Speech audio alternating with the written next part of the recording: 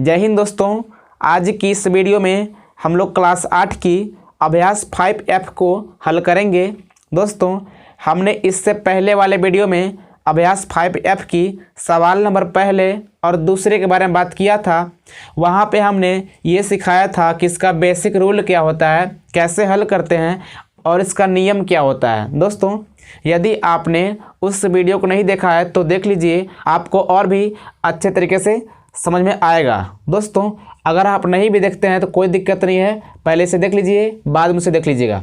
दोस्तों, यहाँ पे हमने कुल 6 सवाल लिखा है। इन 6 सवालों में मैं केवल 3 सवाल ही हल करूँगा, क्योंकि वीडियो लंबी हो जाती है और आप देखते नहीं हैं। लेकिन दोस्तों, ये गारंटी है कि अगर आप केवल 3 भी देख लेते हैं तो आप आसानी से 6 का हल कर लेंगे और इस प्रकार से जितने भी गुणनखंड मिलेंगे आपको आसानी से हल कर पाएंगे। सो इस वीडियो को पूरा जरूर देखिएगा। दोस्तों, यहाँ पहला सवाल है p² + 7p + 12, यानी कि हमने बोला था पिछली वीडियो में कि सबसे पहले आपको यहाँ पे जो स्क्वायर वाला पद होता है इसके गुणांक से गुणा कराते हैं अचर पद को। अचर पद उसे बोलते हैं जिसमें x या p कुछ भी ना हो, यानी कि लास्ट वाले को बोलते हैं। अब दोस्तों, बात ये आती है कि p² का गुणांक है कौन। गुणांक का मतलब होता है गुणा में अंक, यानी कि p² के गुणा में अंक कौन सा है, तो आप बोल सकते हैं 2 मत बोलिएगा, वो गुणा में अंक नहीं है, वो घात में है 2। और घात का मतलब होता है कि अगर p की घात में 2 है तो इसका मतलब ये होता है कि p गुणे p 2 बार होगा। इसे आप अंक नहीं बोल सकते, मतलब कि गुणांक, ये घातांक है। अब दोस्तों, तो गुणांक कौन होगा? गुणांक जो सामने होता है उसे बोलते हैं गुणांक, यानी कि अगर p² के सामने 2, 3, 4 कुछ भी होता तो ये गुणांक होता, लेकिन यहाँ पे कुछ भी नहीं है। तो एक बात और है कि जिसके गुणा में कुछ भी नहीं है उसके गुणा में 1 छुपा होता है। तो इस प्रकार से यहाँ मान लेंगे 1। अब क्या होगा? 12 एकम 12, यानी कि इसका गुणा कराते हैं इसमें तो कितना हो जाएगा? 12 एकम 12। अब आपको सोचना ये है कि यहाँ पहले देखिए चिन्ह किसका है? प्लस का। तो आप दिमाग में रख लीजिए कि प्लस का मतलब जोड़ना है। अब सोचना ये है कि 12 का 2 ऐसा खंड करना है, यानी कि गुणनखंड सोचना है कि अगर उन लोग का गुणा कराएं तो 12 आ जाए, अगर जोड़ दें तो 7 आना चाहिए। यानी कि बीच वाला जो p के गुणांक होता है उसको लाना होता है, यानी कि अगर यहाँ प्लस रहेगा तो जोड़ने पर आना चाहिए 7, यानी कि 12 एकम 12 हुआ था। तो सोचना यह है कि 12 खंड ऐसा करें कि गुणा करें तो आना चाहिए 12, और अगर जोड़ दें उन दोनों को तो आना चाहिए 7। तो आपको पता होगा कि 4 तियाँ होता है 12, अगर आप 4 और 3 को जोड़ देंगे तो आ जाएगा 7, यानी कि हम लोग को गुणनखंड मिल चुका है कितना? 4 और 3, क्योंकि अगर 4 और 3 गुणा करेगा तो 12 होगा और जोड़ेंगे तो 7 होगा, जो कि बीच में 7 है। अब दोस्तों, यहाँ पे लिखेंगे p² और यहाँ पे 7 के स्थान पे लिखेंगे 4 + 3। ये वाला जो गुणनखंड मिला है इसी को यहाँ पे लिख लेंगे 7 के स्थान पे, क्योंकि 4 और 3 7 होता है, कोई फ़र्क तो पड़ा नहीं। 7 के स्थान पे हमने 4 + 3 लिख दिया, और ये वाला p अपने स्थान पे और +12 अपने स्थान पे, यानी कि ये वाला अपने स्थान पे, ये वाला अपने स्थान पे, p भी अपने स्थान पे है। 7 के स्थान पे 4 + 3 है, 4 + 3 7 होता है, कोई फ़र्क तो पड़ा नहीं। अब क्या करते हैं ना कि p² प्लस ये वाला p अंदर दोनों में गुणा करता है, एक बार 4 में एक बार 3 में। जब 4 में करेगा तो हो जाएगा 4p, प्लस जब 3 में करेगा तो 3p प्लस 12। अब दोस्तों, करना ये होता है कि बनाते हैं जोड़ा, यानी कि 1 जोड़ा और 1 जोड़ा। अब देखना ये होता है कि पहले वाले जोड़े में कौन सी संख्या दोनों में मिल रही है, यानी कि इसमें भी और इसमें भी। तो आपको यहाँ पर दिखाई दे रहा होगा कि p इसमें भी है और यहाँ पर भी है, यानी कि इन दोनों से p को निकाल सकते हैं। अब दोस्तों, अगर इन दोनों में से 1 ठो p निकालेंगे तो क्या होगा? यहाँ पर 2 ठो p है, क्योंकि हमने बोला था कि स्क्वायर का मतलब होता है कि 2 ठो पी, यानी कि 2 बार पी पी। तो यहाँ पर 2 बार पी पी है, अगर आप 1 ठो निकाल लेंगे तो 1 ठो बचेगा और ये वाला प्लस अपने स्थान पे। यहाँ पे 1 ठो पी है और हमने यहाँ पे निकाल लिया है 1 ठो, तो सिर्फ 4 बचेगा। यानी दोस्तों ये वाला पी दोनों में से निकलता है। जब इसमें से निकलेगा तो 1 ठो बचेगा, इसमें से निकलेगा तो केवल 4 बचेगा, क्योंकि इसके पास केवल 1 ही था और वाला निकाल लिया हमने। प्लस अब देखना यह है कि इन दोनों में क्या निकल रहा है। तो आपको पता होगा कि इन दोनों में 3 निकल रहा है, क्योंकि 3 यहाँ पर भी है और 3 यहाँ पर भी है, क्योंकि 3 चौका 12 होता है। पहाड़ा पढ़ने पर जाना चाहिए, अगर जा रहा तब समझिएगा कि निकल जाएगा। इस प्रकार से इन दोनों 3 निकल रहा है। जब 3 निकाल लेंगे तो यहाँ बचेगा पी, और यहाँ पे 3 का पहाड़ा पढ़ेंगे, 3 चौके 12, यानी 4 बार जाएगा तो 4 लिखेंगे। ये मत कीजिएगा कि 12 में 3 निकाल के 9 लिख दिए, ऐसा नहीं करते हैं, भाग देते हैं, नहीं पहाड़ा पढ़ते हैं। जितने बार जाता है उतना ही लिखते हैं। अब क्या हो गया कि यहाँ पर भी p+4 यानी कि दोनों कोष्टक में सेम मिल गया, तो दोनों के बदले लिखेंगे 1 ठो और यहाँ पे 1 ठो और बनाएंगे, उसमें इसको और इसको लिखेंगे, यानी कि p+3 ये हो गया हम लोग का आंसर। दोस्तों अगर आप जब भी करते हैं तो आपको यहाँ वाला कोष्टक में दोनों जगह सेम आना चाहिए। अगर आपका नहीं आएगा तो समझिएगा कि आपका कहीं ना कहीं गलत हो रहा है। इस प्रकार से ये हो गया आंसर। दोस्तों उम्मीद करता हूँ कि आपको आसानी से समझ में आया होगा। इसी प्रकार से आप 2 ठो और देख लीजिए, आपको बिल्कुल भी कोई दिक्कत नहीं आएगी, आप किसी प्रकार गुणनखंड कर पाएंगे।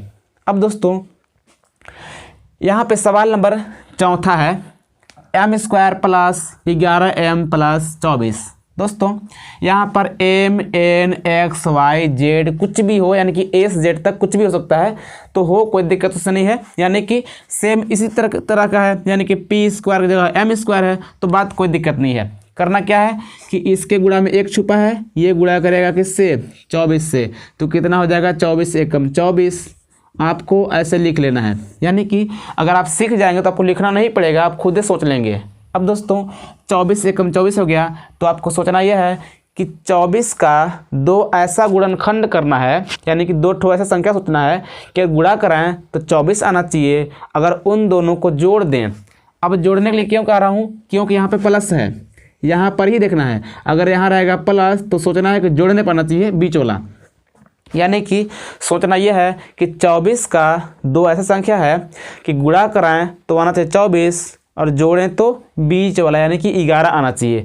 तो आपको पता होगा कि 8 त्रिकी 24 और 8 और 3 11 होती है, यानी कि क्या मिल गया 8 और 3 मिल गया, क्योंकि 8 3 11 होता है और 8 त्रिकी 24 होती है। तो क्या करेंगे, सेम पहले की तरह लिख लेंगे, यानी कि m² और 11 का स्थान पे 8 + 3 और यहाँ पे m अपने स्थान पे +24। इस प्रकार से m², ये वाला m गुणा करेगा दोनों में, यानी कि 8m + 3m + 4।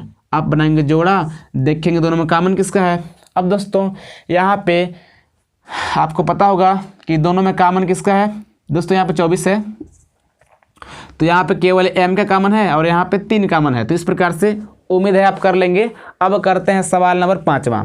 दोस्तों सवाल नंबर 5वें को आप बहुत ध्यान से देखिएगा, क्योंकि अगर आप इसको नहीं देखेंगे तो आप बहुत कुछ मिस्टेक कर देंगे, क्योंकि आपको दिखाई दे रहा होगा कि यहाँ पर है माइनस, बाकी सब में प्लस था, यानी कि पिछली वाली वीडियो में भी हमने प्लस वाला ही सीखा था, यहाँ पे माइनस वाला मिल गया। इसी प्रकार से यहाँ पे डबल माइनस है, यहाँ पे दोस्तों यहाँ पे, तो इस प्रकार से आप इसे सीख लीजिए।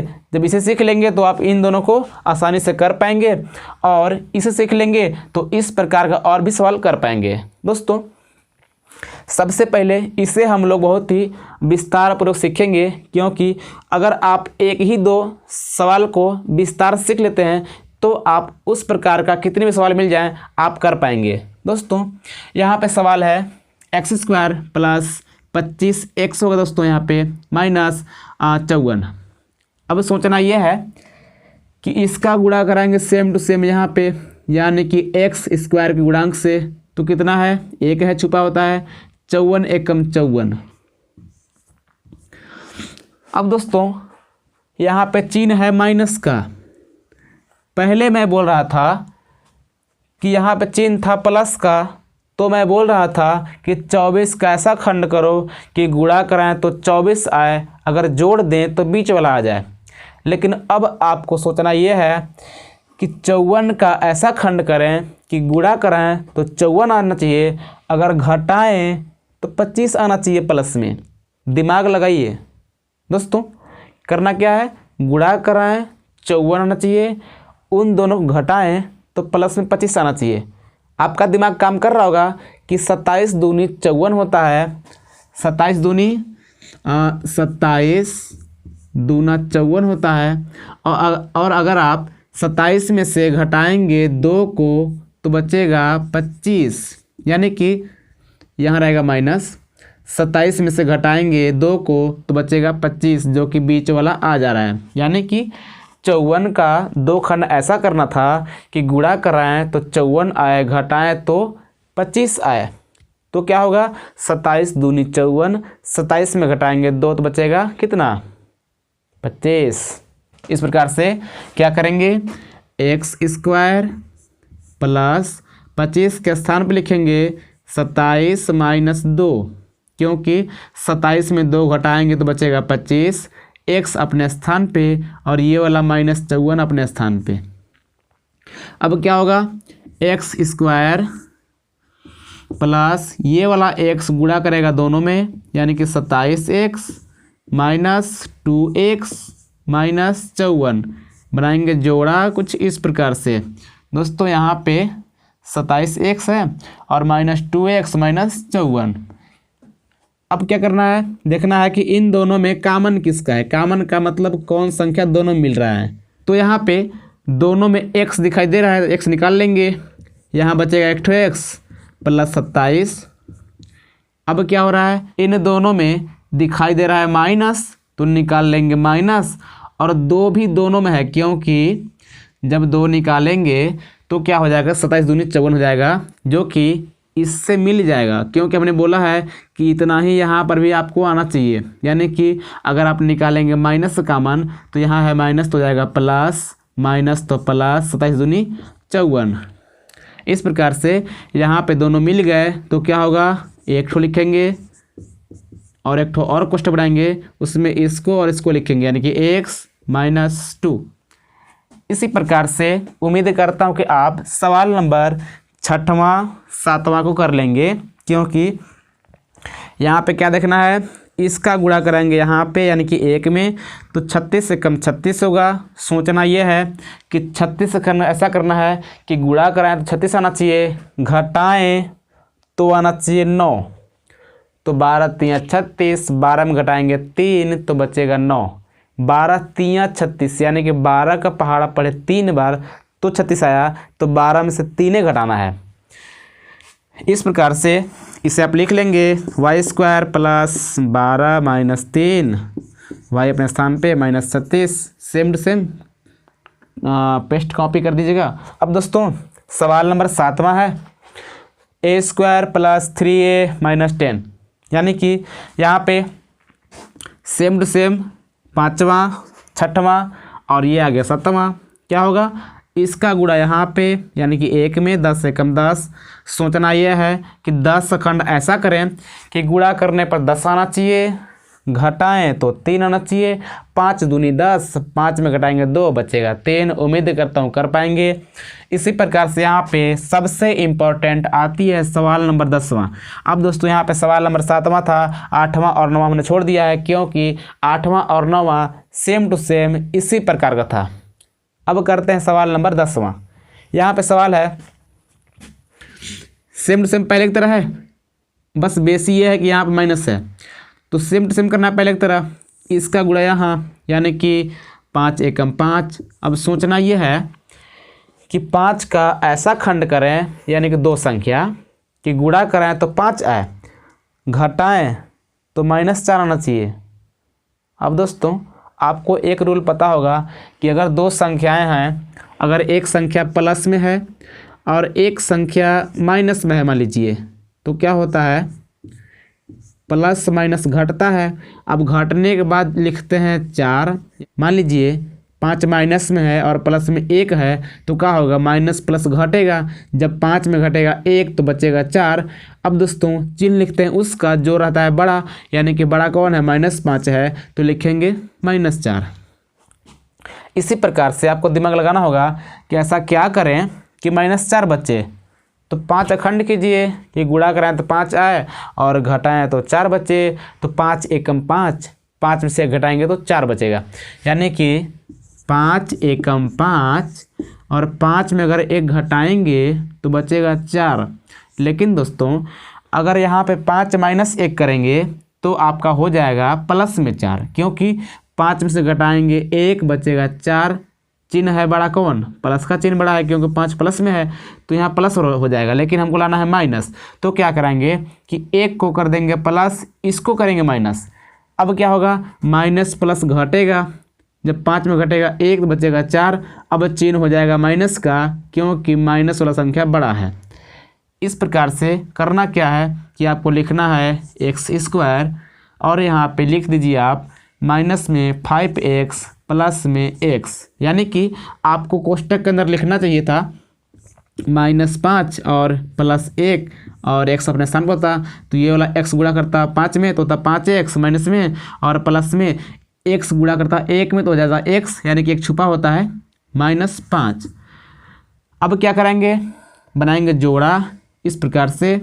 अब क्या होगा, देखना है कामन किसका है, यानी कि यहाँ पे कामन है x का तो हो जाएगा x -5, और यहाँ पे कामन है x -5 में आपको किसका कामन दिखाई दे रहा है, तो आप बोले किसी का कामन नहीं है, ना ही x मिल रहा है ना ही कोई संख्या मिल रहा है। बात तो सही है।